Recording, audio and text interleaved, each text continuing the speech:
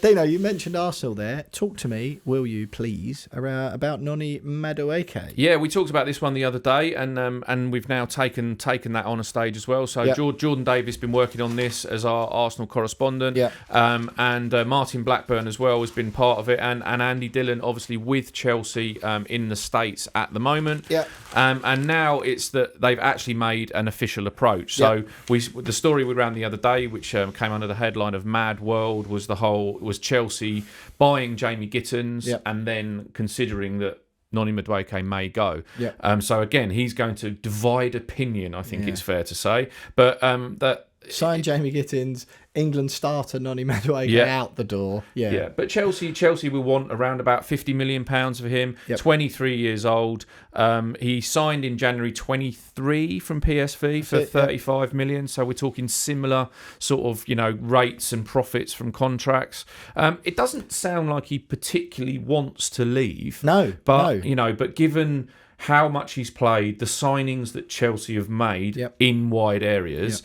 In a World Cup year. Now, I keep saying this time and time again. If these players have got ambitions of playing in the World Cup, Thomas Tuchel has said you've got to be playing. So the next thing that Arsenal fans are going to throw is, well, what about Bukayo Saka? He's going to be second fiddle to Saka at England and at Arsenal in this sense. But surely, if Arsenal are doing this, there must be a belief that he can replace Martinelli on the left. That's exactly what I think. And I also know that the agent has told a few people that he's absolutely happy playing on the left-hand side. As long as he's playing, he's happy to play on the left-hand side. And let's be honest, if England are lacking in any position, it's the left of that, those left-hand side positions, the left back and the left wing.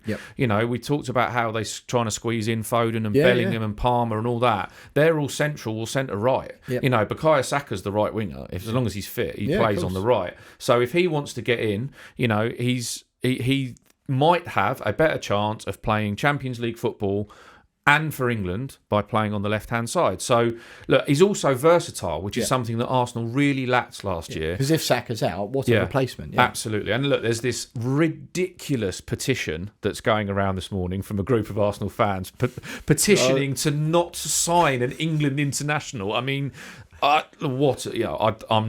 stop myself saying what I really think. Go on.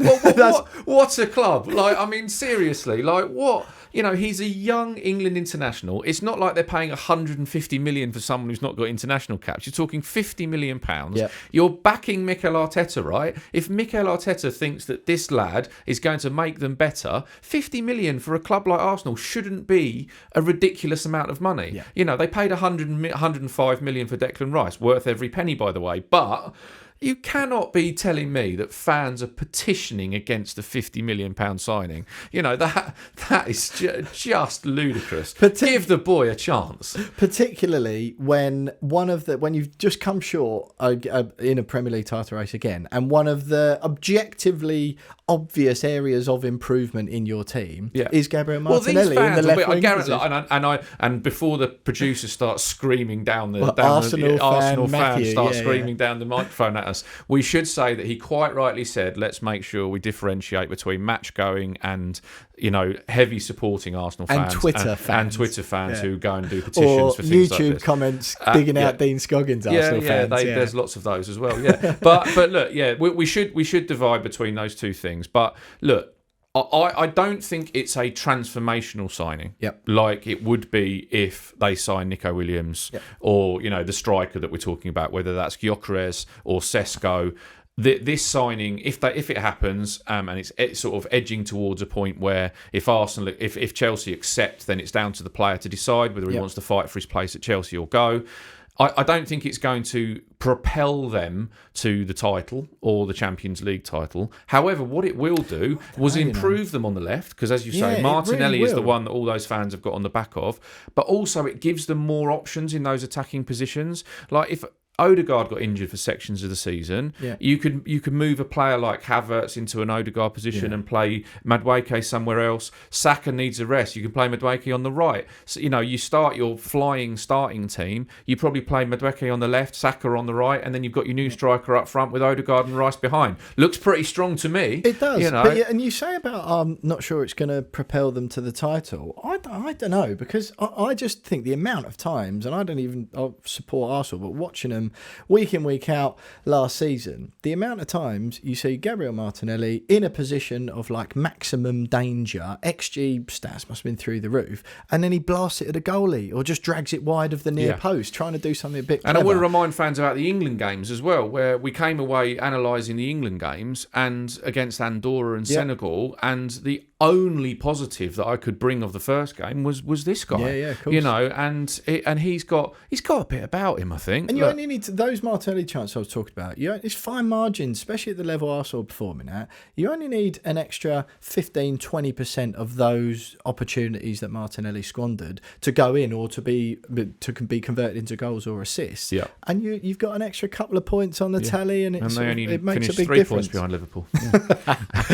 Right, Dino, just very, very quickly, while we're still on Arsenal, Ademola Lookman. This is an interesting one, I like go this. on. So Madueke, 23, obviously. Lookman, 27 years of age, at Atalanta. Been around the block a bit in England, but now he's sort of maturing a bit. He's at his sort of footballing prime. Talk to me. Yeah, and so he has a contract expires in, I think it's 2027. Yep. He obviously scored a hat trick in the Europa League final for Atalanta against Bayer Leverkusen in 2024. International caps, goals. How much? 42 million. 42 million-ish would be the price. valuation, I think. Again, fans are going to be screaming, how is Lookman worth 40 million pounds? Where those fans will be thinking about the Lookman who probably was playing for Leicester, or the times it didn't quite work out for him at Fulham and the likes in the Premier League. Worth noting, Dino, on that point, that lots of clubs, or Arsenal in particular, with the Madueke and the Lookman deal, are using the Elanga and Kudus deals now, or will be, as kind of like the benchmarks. Yeah, Elanga was 60 million quid-ish, so that's the market benchmark for a decent winger. Yeah, for a utility forward, for someone who can play. And again, we talk about options for Arsenal. They had very few options. They're playing Marino up front. Of course. When Kai Havertz, who wasn't even a striker himself, has been converted into a striker. So this is another squad depth option. And look, everybody's favourite Arsenal fan, Ian Wright, is also a big fan of this. He's quoted talking about Lookman saying, look, he's got unfinished business in the Premier League, wants to prove himself to those fans who would go 40 million for Ademola Lookman. And